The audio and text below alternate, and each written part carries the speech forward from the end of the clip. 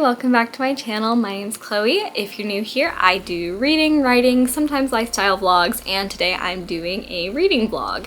And I'm doing it on a series that I wanted to read for a really long time, and I've just never found time to read it. Only thing I really know about it is that the girlies who love it,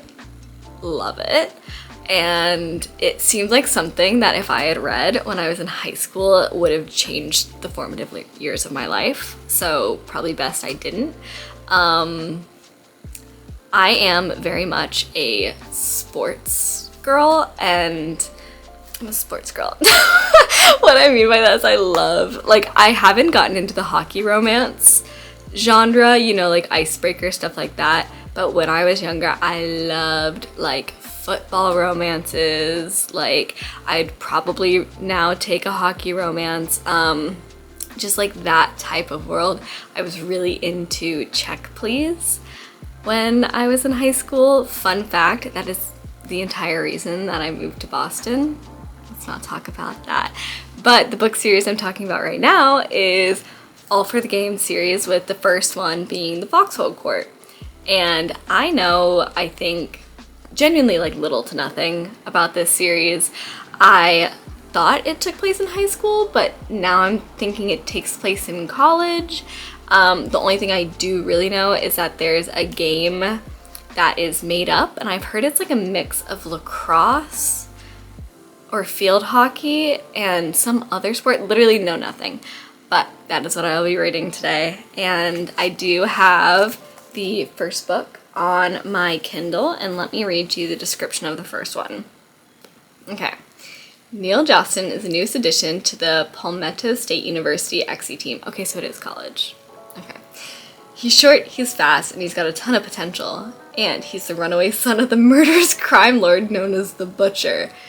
Yes, I did know this was also mafia, so I'm gonna add that. But what a paragraph. Okay.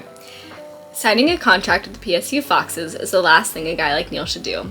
The team is high profile, and he doesn't need sports news broadcasting pictures of his face all around the nation. His lies will hold up only so long under this kind of scrutiny, and the truth will get him killed. But Neil's not the only one with secrets on the team. One of Neil's teammates is a friend from his old life, and Neil can't walk away from him a second time. Neil has survived the last 8 years by running. Maybe he's finally found someone and something worth fighting for. Oh!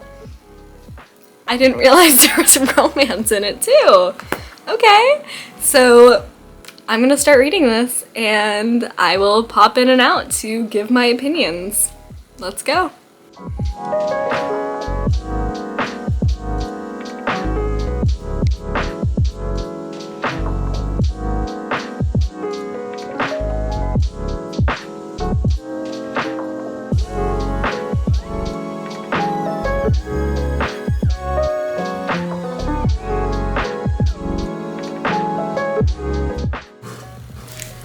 Alright, hello everyone. I'm back already. It's only been a few hours, maybe 1 hour reading total since I started. I am 22% of the way through the book, I want to say, and I'm thoroughly enjoying it already. I just needed to come on here and like talk a little bit because I feel like I am going to consume this book before I can get any B-roll footage of me reading it, because I really think if I had read this in high school, it would have like been a formative change for me in the way that Check Please was. There is something so Mighty Ducks about this where it's so ridiculous how much Neil loves this game, and I wrote it down in my notes where it was like he said, you play like you have something to lose. Meanwhile, mind you, this man continuously tells us that it's been 8 years since he played the game. He's 18, or yeah, he says he's 18. And the last games he played were Little League games. So if you've seen the Mighty Ducks, you know what I mean by that. But it's really good. It's surprisingly well written. Like, well written in the way that I think her writing style, the author's writing style, just jives with my brain. But yeah, I wanted to check in before I just fully consume this book, but I will see you guys again later, hopefully. Bye.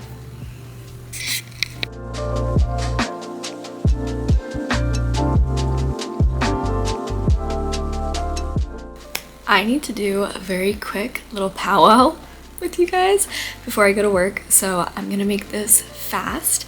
I'm about 60% of the way through this first book. I am just like consuming it. I feel like I'm in high school again. Sorry Nana if you're watching this, but in high school, I only got around, honestly, like 3 hours of sleep a night, and I think it's because like I would read something and I would have so much, this is so weird, but I have like so much adrenaline that I couldn't fall asleep just because I would be like imagining, like continuing the story, like basically I'd give myself the human zoomies, if you know what I mean, and I feel like I've been doing that to myself recently, and it's kind of like, but yeah, so that's how I felt last night.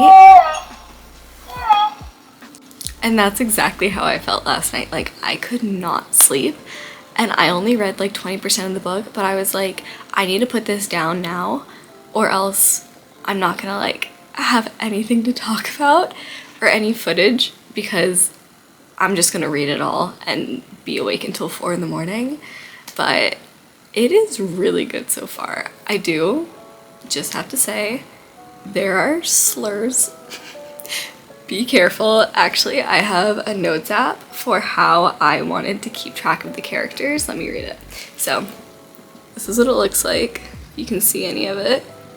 But I thought it would be better for me to keep track of the characters instead of like looking up a wiki if I forget something about them, because I don't get spoilers, which I did do a bad thing.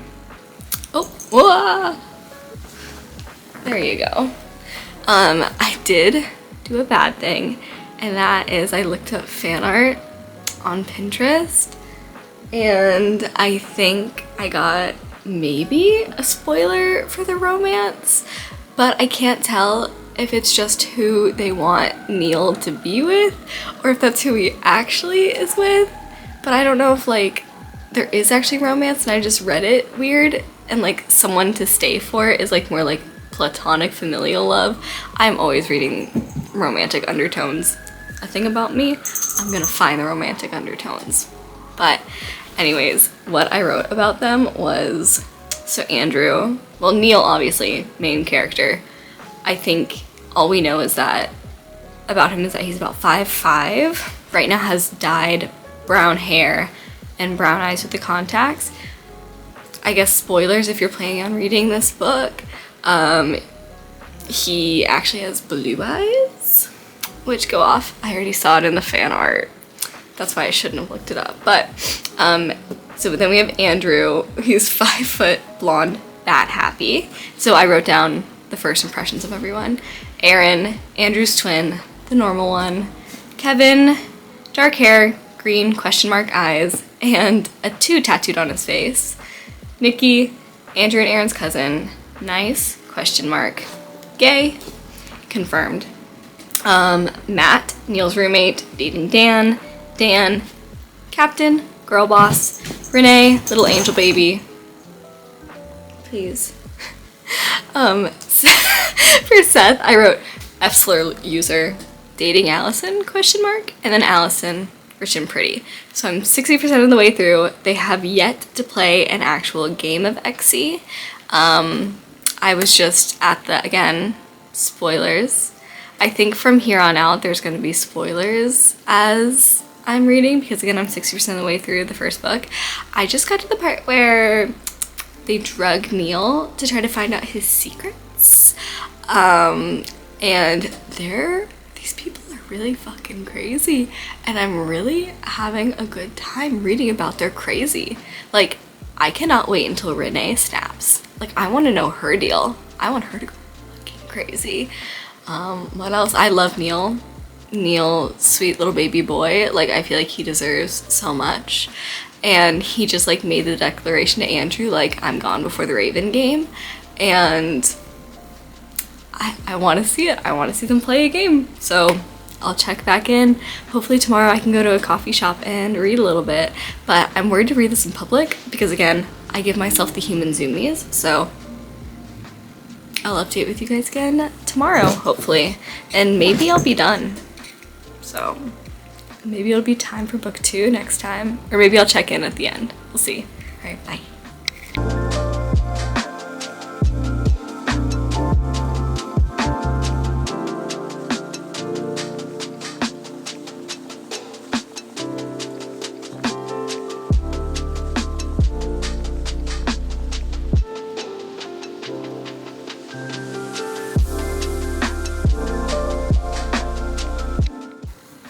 Okay, hello everyone. I just finished the book and I'm feeling physically ill from that ending. 'Cause what? Like, I'm leaving that part in where the towel roll that I'm balancing this camera on was in the shot, because that was my real reaction to finishing this book 30 seconds ago. I genuinely feel like I'm gonna throw up. What? Oh my god. Like, I don't even want to say what happened because I want you guys to go read it. Oh. I'm like burping because I feel like I'm gonna throw up. Oh my god. I'm sorry, I know that's all I'm saying. This was a great book. Why was it so good? Those are the pipes in my building. Anyways, I'm gonna do more research because, like I said, I had a vague knowledge of what was going on with this, where, you know, it started out, I want to say it started out on like Wattpad or Fiction Press, something like that, and then she published it online. Miss Girl, I'm just in shock. Like, it's crazy. This book is objectively crazy. Like, the fact that they are very much like 18 to like 23-year-olds, and like, it's crazy stuff is happening. If you've read this book, you know what happens at the end. I'm giving this book a 4.75 stars. I really want to give it a 5-star. I might give it a 5-star. I'm probably gonna give it a 5-star, actually. I wanted to take a 0.25 off because, girl, there are slurs. There are like hardcore slurs thrown at each other. And I was gonna take it off for that. But it's so good. It's so good. I'm trying to like formulate thoughts so I can talk about it. First of all, let me just say, I do not understand the dynamic. Still, I don't understand the dynamic between Andrew and Kevin. And I feel like Neil being thrown into this team dynamic and everybody knowing each other like so well and like having all this like inside, like Neil does not know what's going on between them, even though he's like very, like he notices small things. And I feel like it's so, what's the word for it? Like disorienting to not really understand the dynamics, but in like a really fun way. And like, oh my god, that, I was reading this book and I was like, how am I 90% of the way through already? Like, how is this gonna end? Girl, I did not expect it to end like that. Oh my god. You know, if you don't want any spoilers and you want to go read this, stop watching right now, because I'm going to talk about it. I'm going to talk about what happened. If you're gone. Okay, ready? Seth? Rico killing Seth? Oh my god. I like... And then like basically Andrew saying like, well, I mean, Rico broke Kevin's hand because he was better for him. What do you think they were going to do because you disrespected him on TV?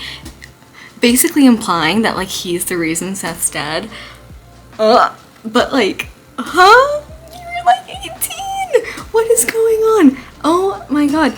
Like, I've settled, my stomach is settled. I literally thought I was going to throw up reading that. And I'm like, what? I know this is like rambling, but I'm so... I just wanted to give my real, like, raw reaction to this, you know, when it happened. Like, my hair is all greasy, like I'm in what you saw me in earlier this morning, but I just like had to say something because I'm gonna do like a wrap up on my thoughts to this after, like tomorrow in better lighting. But oh my god.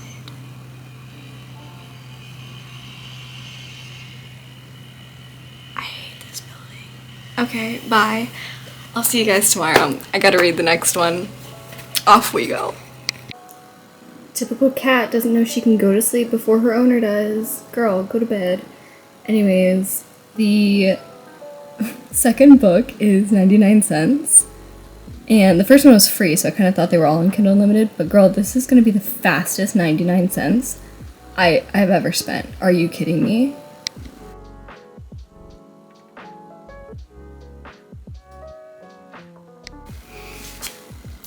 Good afternoon, everyone. It is the next day. I've had time to sit on my emotions, my thoughts on the Foxhole Court. I could not fall asleep until 3 in the morning because I was thinking about it. I dreamt about it and I woke up thinking about it. Now that's some mental illness. Anyways, do you see that? She's like pawing at me. Stop. Ow! Oh my god. What? She's such a good backdrop. I have to wake her up for the video. Anyways, 5 stars. Again, I'm gonna reiterate, like, if I had read this when I was in high school, thank god I didn't, would have altered the course of my life. Y'all think I'm being dramatic, but if you get it, you get it. Being a young, impressionable, you know, teenage girl, that would have done something to me. The way, like, she wrote the scenes of them playing Exy just got me so hyped up. And so, like, I was like, yeah, like, I want to be involved in this world. Like, I'm a physical therapist. I'm like, I should start looking into sports teams so I can be a physical therapist, where that should not have been the connection that I made, but whatever. Neil, I want to protect him so badly. And like I said, I did a bad thing. I went on Pinterest, I looked up fan art, I got spoilers, and now I'm just like trying to consume it as quickly as I can to get to what I know is gonna happen. But now I'm in the middle of The Raven King, and I'm actually 20% of the way through. Last night I was at 60% when I started reading at 9 o'clock of the first book. Now I'm at 20% of the second book, The Raven King. At this point, the rest of the video is not going to be spoiler free, so feel free to move along if you want to read it, which I recommend you read it. Anyways, so can we just talk about like the fallout of all of their like guilt after like Seth's death? Not like even just Neil's guilt that he is the reason for it, but the guilt that they're better without him. And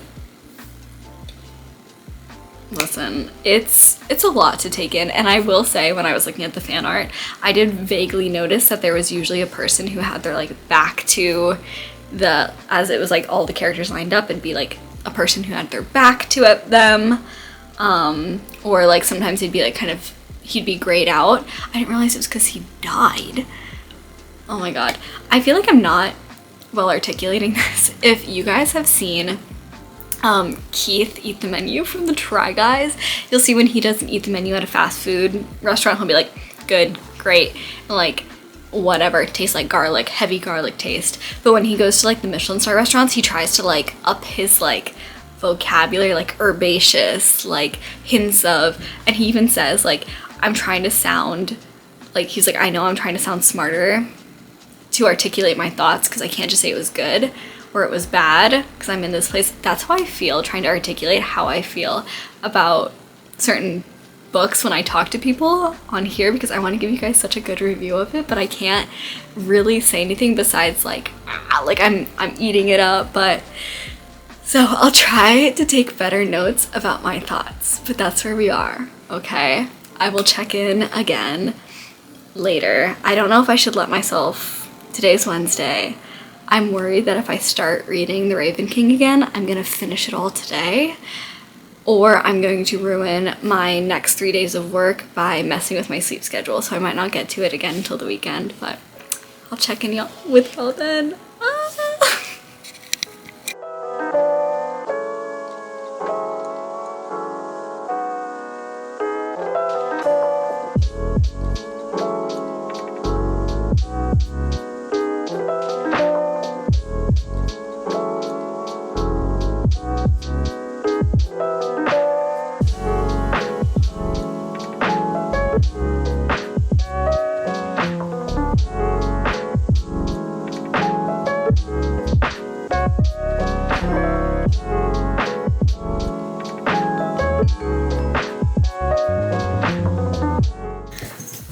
Alright, I lied. I let myself read a little bit.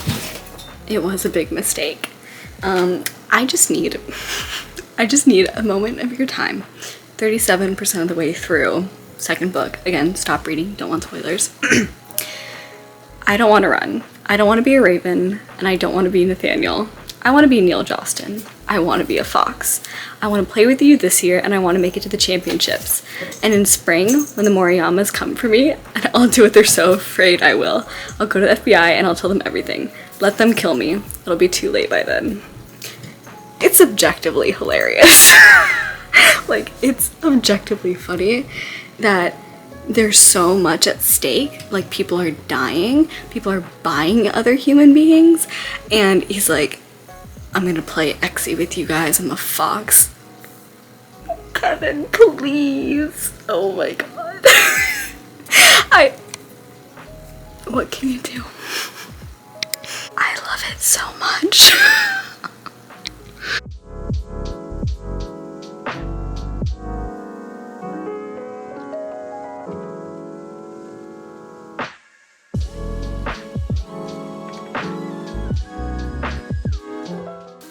Hello everybody, I am back. I finished book 2, The Raven King, last night, and I'm of course 20% through The King's Men, which is book 3 now, but I want to do a wrap up. I want to talk about book 2 because it really makes me question like my 5 stars that I put on the first book because I loved the second one a lot more, but I shouldn't have.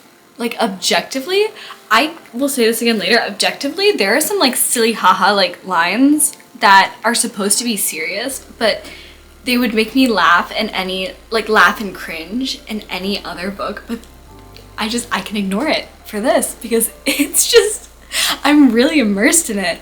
And I always think that the second book is better than the first. That is my unpopular opinion. That is one of the hills I will die on.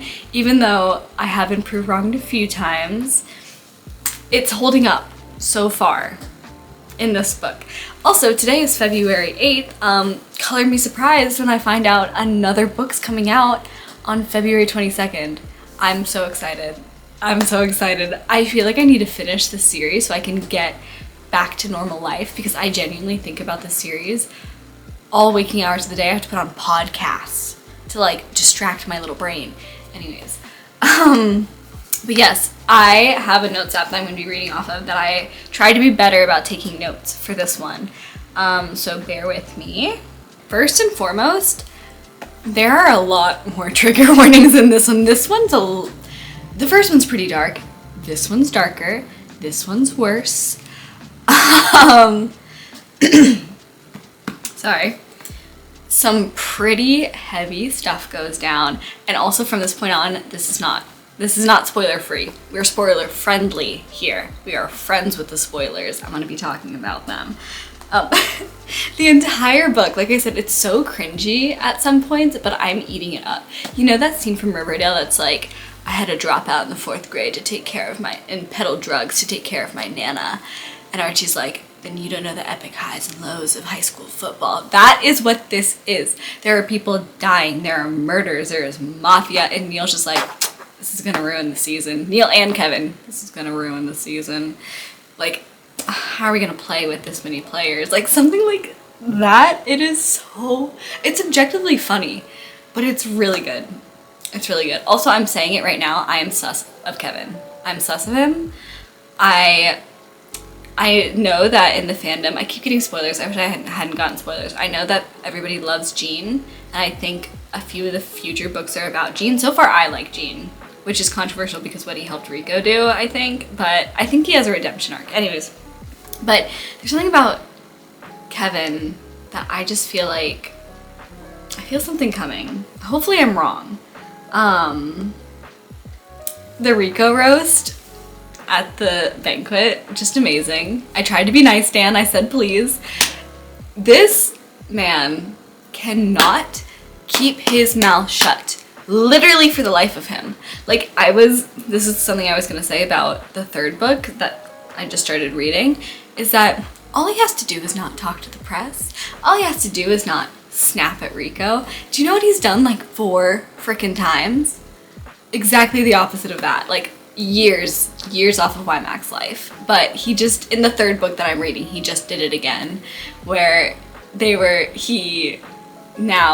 I'll save this till when I get to the third book that I'm talking about. Back to the second book. But also seeing the team get closer because of Neil's influence and all the, like, how did you get Andrew to do that? I asked. Did you guys ever try asking, right, instead of telling? And seeing them get closer and them going out on Halloween and just knowing that, like, it's because of Neil's influence and, like, Neil's gonna be gone in May. It's gonna wreck me. It's already wrecking me. Because also, watching Neil's, from the first book, his I never understood suicide because I've always tried to survive, to now, like, slowly accepting death and just being like, I just want these last few months to do my best and to play as hard as I can. And there's like that moment when they're out for Halloween where he's just like looking for his teammates like in the crowd and just like really sadly thinking about like their futures when he's gone. It's so sad. I love Neil so much. Can you tell? Neil's my favorite character, which normally, this is also, I don't think this is weird, but normally main characters are not my favorite of the series. Like, I really, really, really like Neil. I really like Allison. I really do like Allison. I really like Matt. I like all of them. Maybe slightly less with Aaron, but I get his whole deal. I get Aaron's whole deal. But I like them all so much.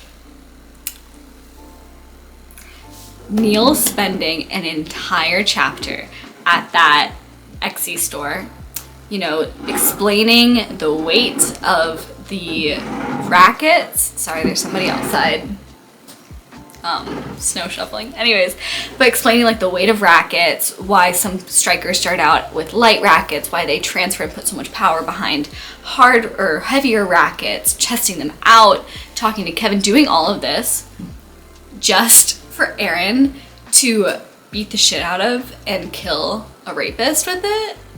That's actual art to me, actually. I loved it. I reread it a few times. I didn't reread the whole scene a few times because that scene was dark. But just like, Miss Nora, what are you doing, girl? Like, not a, what are you doing? Like, what are you doing to me? Like, oh my god. Okay. It's crazy that with that last series, I read The Villains and Virtues, about how I've already purchased the first book and I will be purchasing more. I need these babies in print. I need all of them. All published 4, and you best believe I will be buying that 5th. But, and the crazy stuff that Wymack has to deal with, like, even Neil says, how is he not given up? And how is he not given up? The lawyers he has to deal with, the like, oh my god, the taking, three of his players are confirmed murderers. I mean, they're confirmed to us. Only one is confirmed to him. And Aaron was correct. Everybody agrees because Aaron was correct in that murder. And And the ending where Neil pulls up the phone and he's like so disoriented, he has no idea where where he is or what to do, and like Andrew's voice comes into his mind where he's like, you're gonna have to use this phone one of these days, and he calls Wymack to come get him, and it's, oh my god, and he tries to cut off the 4. I feel like Wymack is severely underutilized. Obviously there has to be a divide between them because it's like these young like teenagers and 20-year-olds getting into so much stuff. So he has to be a little bit disconnected purely because, you know, to keep it real, right? Like if that guy was like, if he's like in his 50s kind of getting involved with these 20-year-olds like doing all this legal stuff, I wouldn't like him as much, right? But I think he was underutilized for the first book, and which is surprising because Neil stayed with him for a long time. I just felt like he could have done more, and that was the more that I wanted from him. And I love his lines. He's just so funny. But yes, this was probably my favorite of the books so far. I know it's only the second. I started the third. The third has also been very good. Let me now shift gears, talk a little bit about The King's Men, and how much I'm liking it, even though I'm only like, okay, I'm like 25% of the way through because I couldn't stop myself last night, I'll be honest. I do wish I had taken better notes. I did kind of start writing them down in my notes app, but just kind of like bullet points of things to talk about. And I did try to write down the names of the characters and put a little descriptor.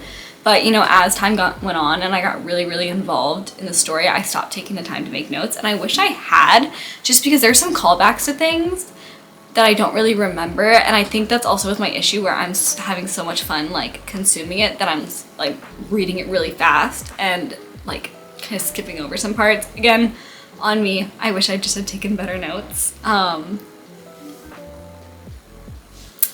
Like I said, I looked up fan art on Pinterest, so then I started getting a bunch of spoilers. I wish I had not gotten the Neil Andrews spoiler because my jaw still dropped at the "it doesn't mean I wouldn't blow you" line, because I kind of thought that was from like a fanfic, because I had heard that there was like two unofficial fanfics that are like considered part of, so there are 2 fanfics that are considered unofficially part of the story, and I kind of thought it was from that. And when I fully read that on my Kindle, I was like, oh, that actually happened. And from the first book, like, you would never, truly never expect that it's Andrew, that Neil, like Andrew and Neil, instead of like Andrew and Kevin, or Neil and Kevin. Ah, my god. And then there was a callback to the whole reason that Neil was obsessed with Kevin, which I didn't kind of really understand at the beginning, because basically if anyone's read this and also forgotten, the reason why Neil has that binder where he's so obsessed with like Kevin and Rico is because obviously he's really into Exie and he sees how their lives have diverged, where they both watched, or all 3 of them watched, a man be murdered, right, by their mafia family. And then Neil's life verged because he went on the run, you know, because his mother was like, we're getting out of this life. We're running from your father. But then also Kevin and Rico's, then they became like the stars of this sport that Neil's obsessed with. And I didn't really understand, like, they hadn't really focused on the whole murder part, you know, that they both watched somebody be murdered as little small babies. But that is something that was called back to, that now I'm glad she's going to kind of clear up my confusion. All right, what else? And I do think that part of me has suspended disbelief for this series because, like I said, there's super awkward moments, like especially with Renee. And I find like with Renee and Andrew, there's some very awkward moments of dialogue, like I do not, or instead of like I don't, and I would not want to instead I wouldn't want to. And I've just been like changing that in my mind and like making the like series flow a little better. I feel like I really commonly do that. If I find a book that I like, that I don't like the writing style, and not saying I don't like the writing style, because I think the writing style is really easy to consume in this one, but with like dialogue like that, like my brain can just fix that for me. But I feel like if you're a person who like your brain doesn't really work that way, it can feel a little like choppy and awkward. And also just like Renee's whole thing of like, I love, Renee is also up there in the characters for me. Like ever since Neil was like super uncomfortable being around her, I'm like, I think I'm gonna like you. But I'm still vibing with it. I realize that this is getting kind of long, so I'm gonna put in probably a little bit of B-roll just to break up the talking. I'll probably only really check in if anything kind of crazy happens. If you know what I mean, like something I need to like talk about. But I will see you guys probably when I finish The King's Men and move on to the Sunshine Court.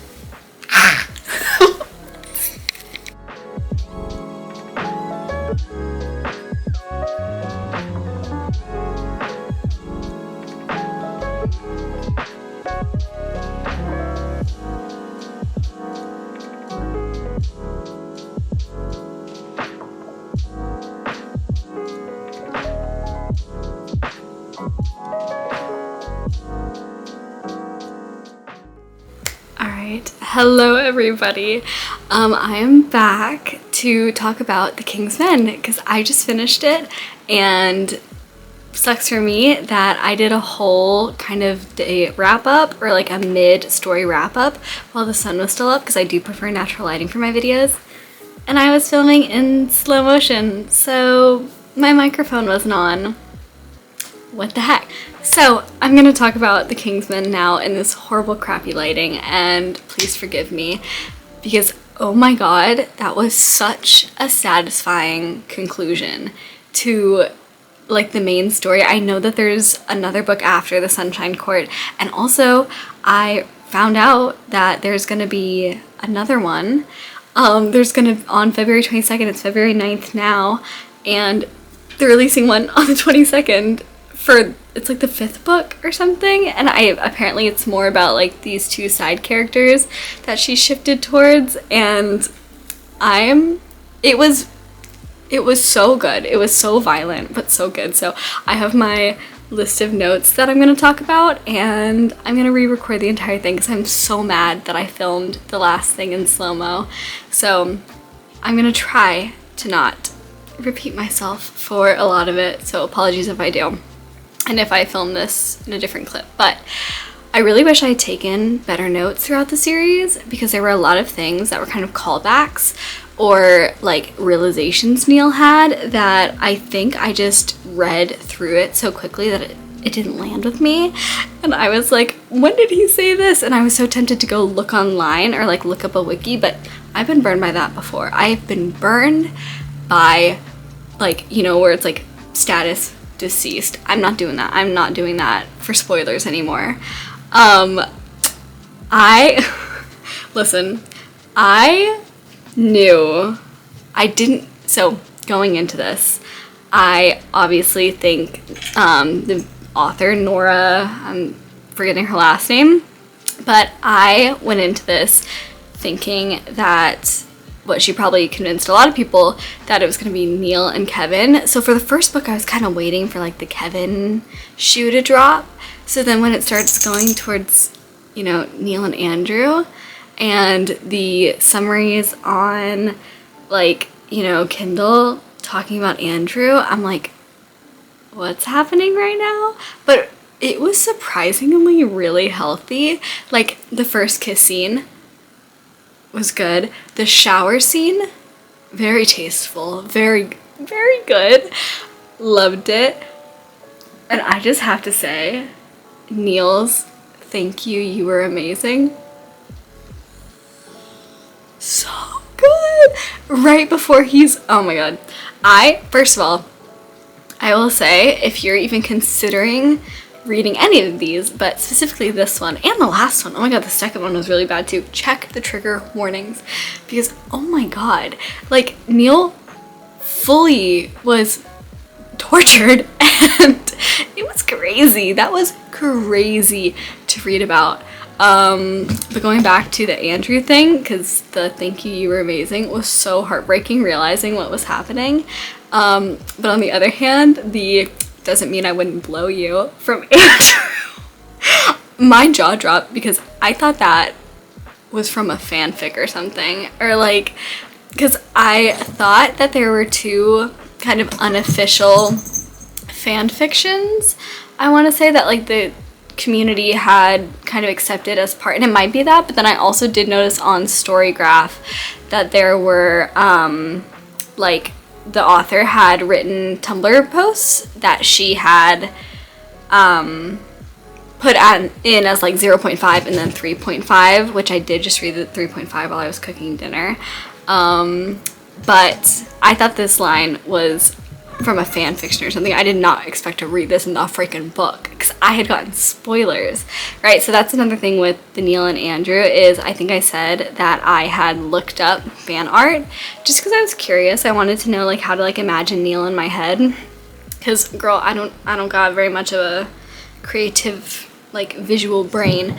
But because of that, I started to see the Neil Andrew and I was like, oh, this is the turn it's taking. So I wasn't super surprised. I did that kind of like near in the first book, but it still jarred me seeing it. I was like, why is this working so well? Why are they so healthy? Neil's so good at respecting boundaries, and like and Andrew's like surprisingly like sweet, even though he like whips knives at people. Anyways,